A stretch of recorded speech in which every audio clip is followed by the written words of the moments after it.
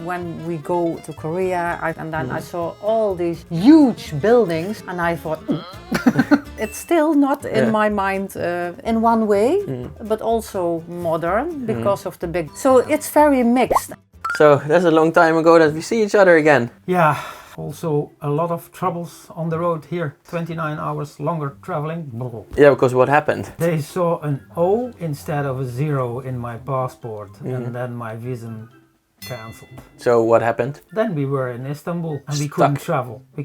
So I had to call the embassy, I had to call immigration, I had to call Kita, I had to call the military police in the Netherlands, and nobody could help. Turkish airlines wanted to help. You guys were stuck in Istanbul for more than 30 hours, right? 29 hours. Finally here. And I see you guys have a child already. Yes! Happened in the Netherlands. This is a Korean famous animation. Penguin. Yeah, it's like a mascot. Is it good to be back in Korea? Did you miss me? Yeah. You know. Did you miss me? How can I answer that question? So yeah, do you see any difference now in Korea since last time? Or do you feel it's the same? Difference, yes and no. Completely other type of the year. Right, because you came in like spring. I was in a month here from April to May. And when was that again? In 2017, right? 2017. Yeah. So it was different, but no. Otherwise, everything looks the same for me. It's a lot colder. Yeah, I thought everyone I told that I was going to Korea, they thought you're gonna have to wear your bikini and your court shirt. I said, yeah, I was thinking that too. But then we called with Yannick and he said, oh, it's at this moment 20. Yeah, minus 21? like the feeling temperature was minus 24 and like it was like minus 16, 17. And I said, oh my god. So a lot of people like me didn't know that it was that it was winter. Cold. That it was winter, and I didn't know it was summer. But I thought it was just normal, good weather, but not this cold. And when I say, but the Olympics are in Seoul, and then they start thinking the Winter Olympics. The Winter Olympics, and then they think, oh yeah, that's right. A lot of people in the Netherlands think Korea is a warm country, like Thailand and Philippines and everything. Yeah, so that was a little bit. I have to make my mindset. Because like for you, it's your first time in Korea, but like before you came to Korea, what did you know about Korea? Actually, not much.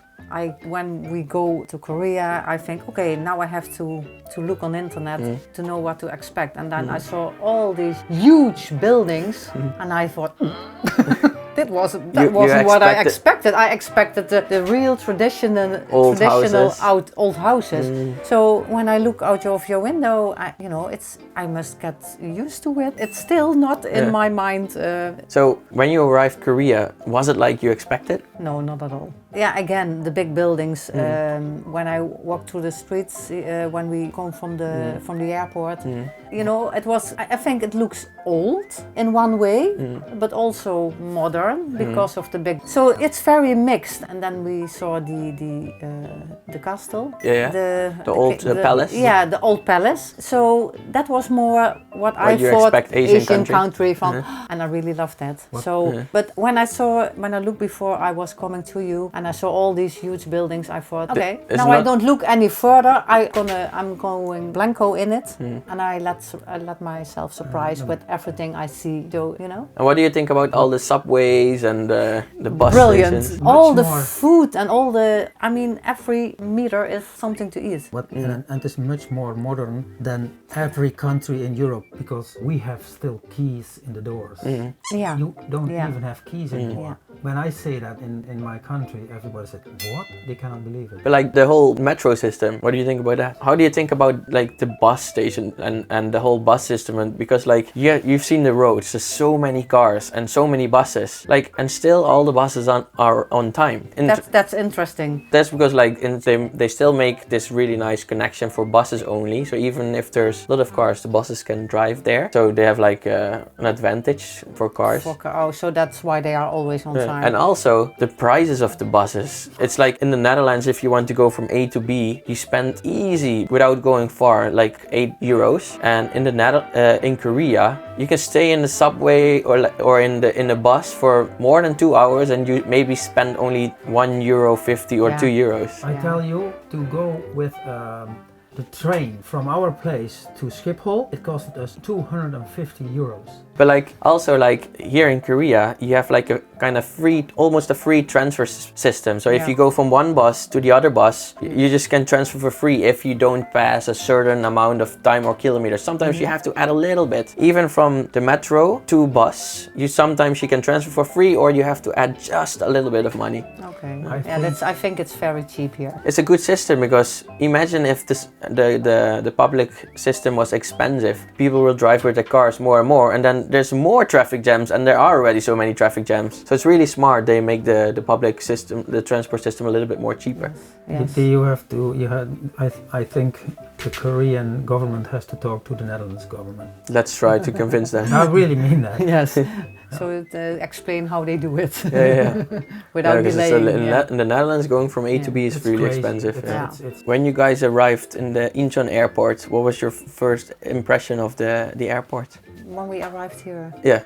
the quick service, and the people who are standing tell us, you have to go there, you have to go there, you have to go there. Nowhere. In Schiphol we lost. In Istanbul we lost. Here it's not possible because people are saying you have to go there, you have to go there. Tuk.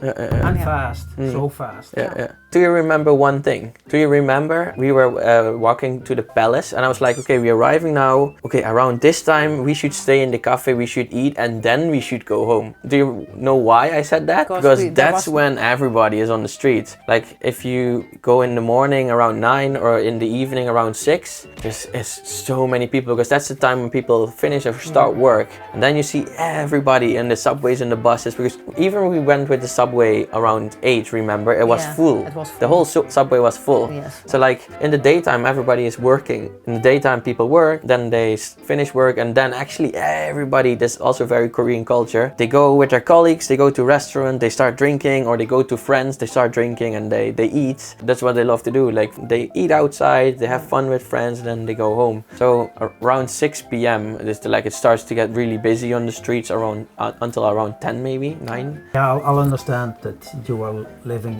in such a big city in Asia. You always wanted to travel to Asia, you wanted to live in Asia, and I understand that you want to do this in Seoul with all these comfortable and convenience environment. I can understand that you live here. Especially of the food and Yes, and it's just convenient. It's like you can see, like as I told you before, we can order a coffee right now and the coffee will arrive in like 15 minutes. Even a coffee, I mean, like you can order everything and it just comes, and the taxi is everywhere, so you can go everywhere. The subway, the bus is really quick. In that way, you are not a lookalike your father. Yeah.